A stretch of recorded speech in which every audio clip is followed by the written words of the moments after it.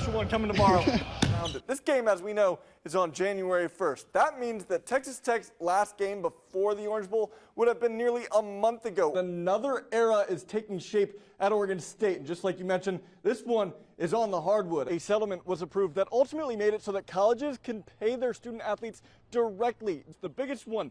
You can't really tell where I'm standing, but I'm standing on the 34-yard line. The reason is because that made it a 51-yard field goal. That's his career long. Not only did Oregon sign 19 new players to join their program, but these 19 make up the #2 ranked recruiting class in the nation, according to 24/7 Sports. Given the condition of these stands, which were built in 1957, athletic director Craig Haney decided it was time to close these up, which put the home fans on the opposite sideline. Now that colleges can pay their student athletes, what does this mean for college athletics as a whole from your perspective? I knew this was going to be an electric interview. A lot of excitement. What are you most looking forward to? This year, Oregon will welcome a competition that has never been hosted outside of Japan. I spoke to a certified instructor on how traditional Japanese mounted archery is expanding to the United States.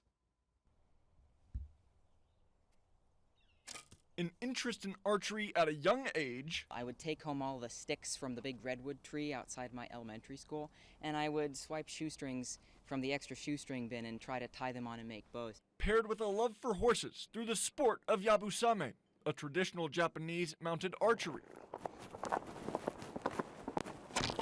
I actually always wanted to do yabusame specifically, but it hasn't been available for people who aren't Japanese until very incredibly recently. In 2025, Carrie Norland was invited to the first Yabusame clinic outside of Japan in Canada. From there, Norland got the opportunity to study and compete at the World Championships in Japan. Through that, I was allowed to be the second certified Nanbu Yabusame instructor who was not Japanese.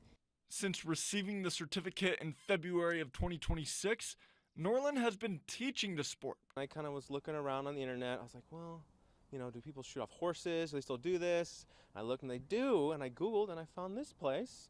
I was like, oh my gosh. So I slowly did lessons. I never rode before, so it was very scary. I think Carrie had a heart attack every time I got on the horse, thought I would fall over. After hosting mounted archery competitions last summer, Norland decided to add a Yabusame competition. And on July 25th through the 26th, the sport of Yabusame hosts its first competition outside of Japan for the first time in world history. I really hope that it means that we get to continue this beautiful tradition and share it with a lot more people. Sharing an interest with those in his home state. And that competition will take place in Cresswell at Silvertail Farm in July.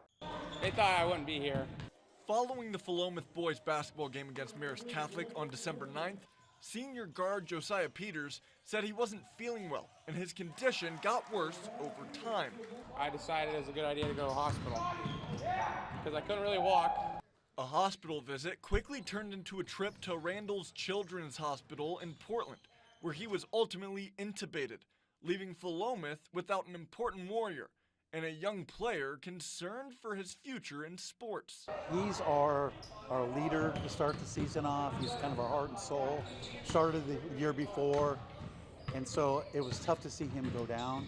Peters found himself in a fight against MRSA, osteomyelitis, and sepsis, a battle that had people like his teammate and brother worried for his life. It was like really bad. Didn't know if he was even gonna live. And yeah, I don't know. It was rough. But on Christmas Day, Peters was released from the hospital, and a month later, he was cleared to return to the court. We've been kind of very slowly implementing him some things and practices because we don't want to see a setback.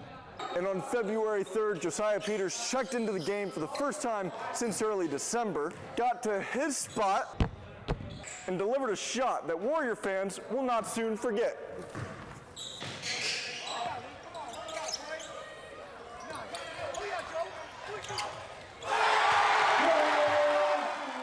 If I get the ball, I'm shooting it.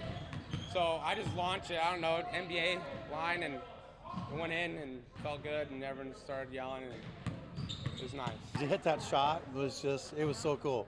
I mean, you know, it brings tears to the eyes thinking about it. While that game against Newport didn't end in a Philomath win, the Warriors were able to walk off the court with something bigger than the game.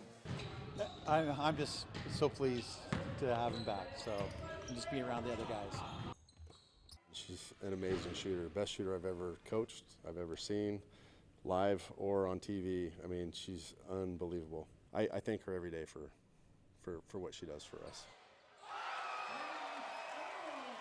When I get in a flow, that's where I thrive, and so I'm like constantly trying to find that and what creates that for me. That sort of flow stage led you to becoming the single season leader in 3-point shots made out of 5A. When you hear that, what first comes to mind? Yeah, I mean, I think just I know how good the players are that are already on that list, so just getting to be on there is really cool. And I also think about like the position that my teammates and coaches put me in every day, and just they're the ones that make that possible.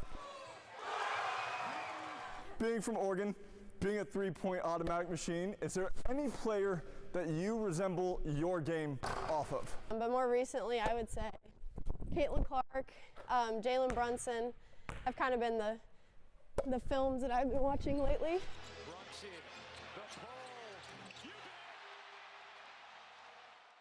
For Starwalt and the Bulldogs, now the focus is on achieving more. We have a conference championship that we're playing for. That was our first goal. Second one was to make some waves in the state tournament. And then the third one, which I think is also team-oriented, but they want to see Peyton reach those milestones. And the next one I think she's headed for is the state 3-point record all time, not just 5A. Getting to be in that conversation is kind of crazy to me, and I wouldn't have thought that I would be this year. Regardless of the accolades she achieves and the records she breaks, for Starwalt, the important thing is the people she gets to share the floor with.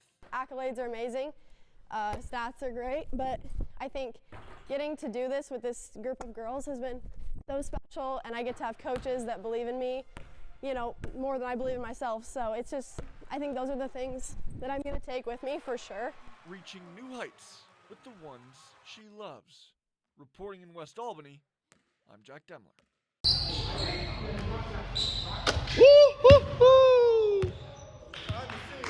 Stay tuned. We got a special one coming tomorrow.